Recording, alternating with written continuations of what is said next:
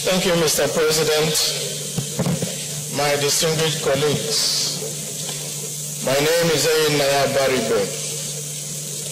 I represent Abia South in this hallowed chamber. Mr. President, I need to thank you first by ensuring and making sure that you worked with us to put security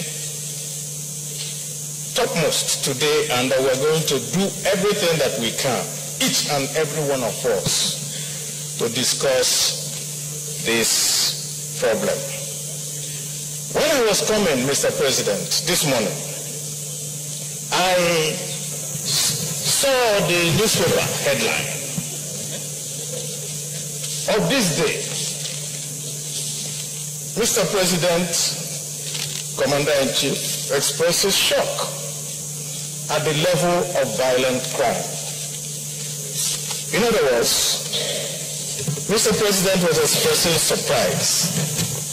But in accordance to our rule 5313, I will not go into that, but I will only say, Mr. President, in pidgin English, this surprise surprised me.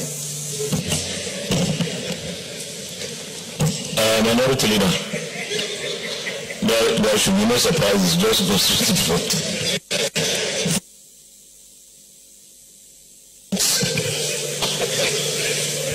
You have told us that on this solemn day that we're discussing this matter, that we may not at any point be partisan. And I want to tell you, Mr. President, if you didn't insist that we will not be partisan, I would have called out the presidential spokesman, Femi Adesina, who, when the CAN leaders complained about the killing of a priest, he turned around and said that the CAN was acting like a political party. Now that we are talking about it here, let me hear him say that all of us are acting like a political party when somebody is complaining about these incessant deaths in this country. Mr. President, because we have to get to the root of this matter, I can only say one thing. Those who live by propaganda will die by propaganda. Minority Leader, I really don't like what I'm doing, but I'm forced to. The issue before us and what concerns every single Nigerian today is the insecurity that is so pervasive.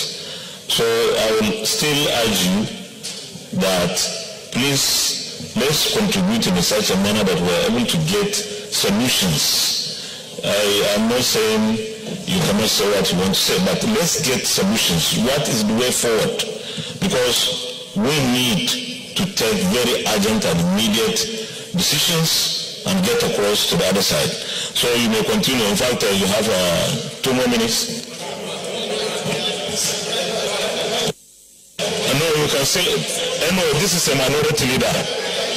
So there is a discount for him. Go ahead, minority leader.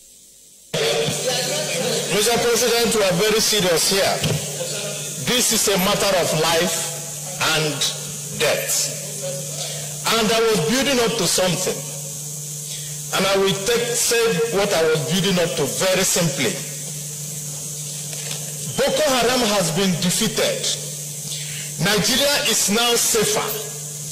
Everything was being done to make sure that the hard work that was supposed to be done in securing Nigeria was not done because certain people did not do their work and preferred to cover the eyes of Nigerians with propaganda. That's why I said that at the beginning.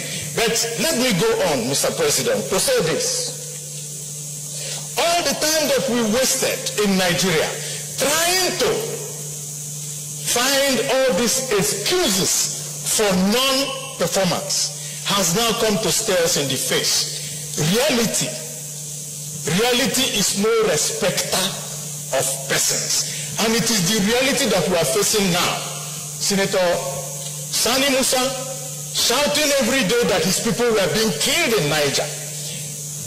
We just took one from Jos, a student who was murdered by a Boko Haram person in full view of everybody with a pistol. And the Boko Haram person was somebody that was more, almost, not up to 9 years or 10 years old. And we were told that they have been defeated. Now, to go to the fact of what do we do? Mr. President, we have heard from the newspapers today where you have said and suggested and quoting you to say, oh, well, we're going to call the IG, we're going to talk about the community policing, we're going on that way. Mr. President, Nigeria did not elect the IG. We did not elect the chief of staff. We did not elect the joint chiefs. We did not elect the national security advisor. We elected the government of APC in 2015 and re-elected them in 2019. The reason why we re-elected them was that they continued to tell us that because they had the key to security and the whole Nigeria voted them in 2015, and I agree with that. And I'm saying, Mr. President, when you want to deal with a matter, you go to the head. So when we go to the government and ask this government to resign because they can no longer do anything in this country. Mr. Minority Leader, I know.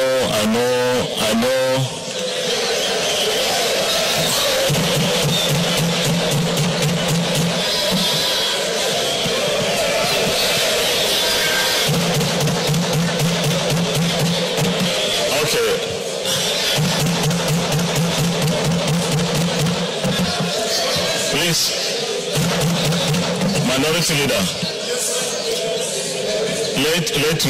let me remind you once again that Nigerians voted for APC in 2015, and because they saw improvement in their lives, they voted APC again in 2019.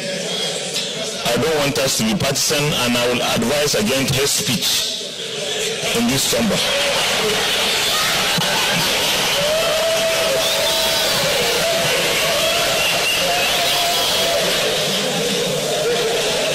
Mr. President, in conclusion, Mr. President, in conclusion,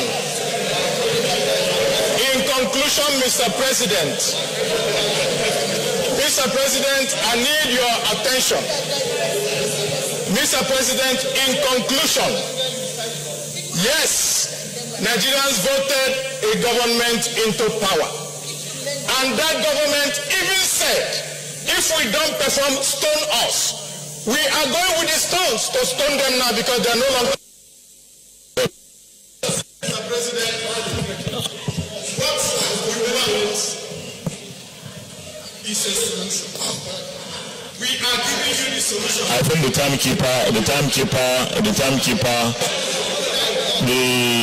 minority leader,